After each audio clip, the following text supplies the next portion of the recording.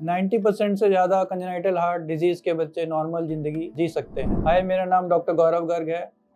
मैं associate director हूँ paediatric cardiology में, BL Kapoor hospital, Karol Bagh, new Delhi. Congenital heart disease ये क्या होता है?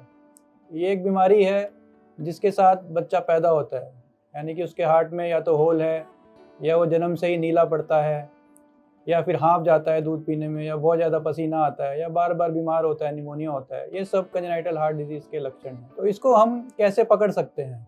कंजेनाइटल हार्ट डिजीज़ को हम आजकल माँ के पेट में ही पकड़ लेते हैं। इस बीमारी को फीटल इकोकार्डियोग्राफी एक टेस्ट होता है, एक सिंपल टेस्ट है जो अल्ट्रासाउंड टेस्ट होता है।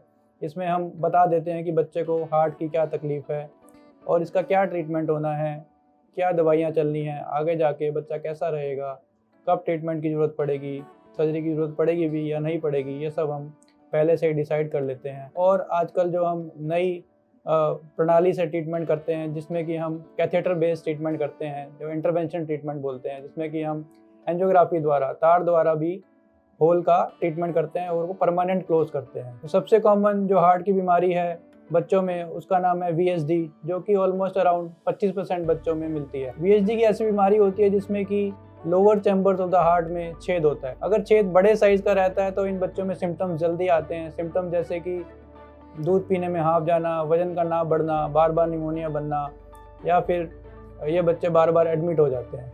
तो इन बच्चों को हमें जल्दी ट्रीट करना पड़ता है, दवाइयाँ जल्दी स्टार्ट करनी पड़ती हैं।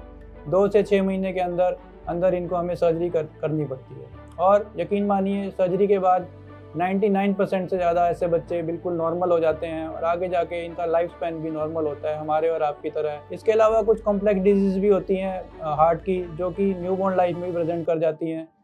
और एंटीनेटली डायग्नोज करने का ये एडवांटेज है कि ये बच्चे पैदा होने के बाद हम इनको बर्थ से ही देख सकते हैं। बर्थ से देखने में ये फ़ायदा है कि हम इनको उसी टाइम ट्रीटमेंट ऑफर कर सकते हैं। अगर एक दिन, 2 दिन, 3 दिन के बच्चे को भी हार्ट की ट्रीटमेंट की ज़रूरत है तो हम उस टाइम उसको ऑफर कर सकते हैं और उनकी जान बचा सकते हैं। ट्रीटमेंट के डिफरेंट मेथड्स हैं। हम मेडिसिन से भी ट्रीटमेंट कर सकते हैं, रिक्वायर्ड पड़े तो सर्जरी से भी ट्रीटमेंट करते हैं।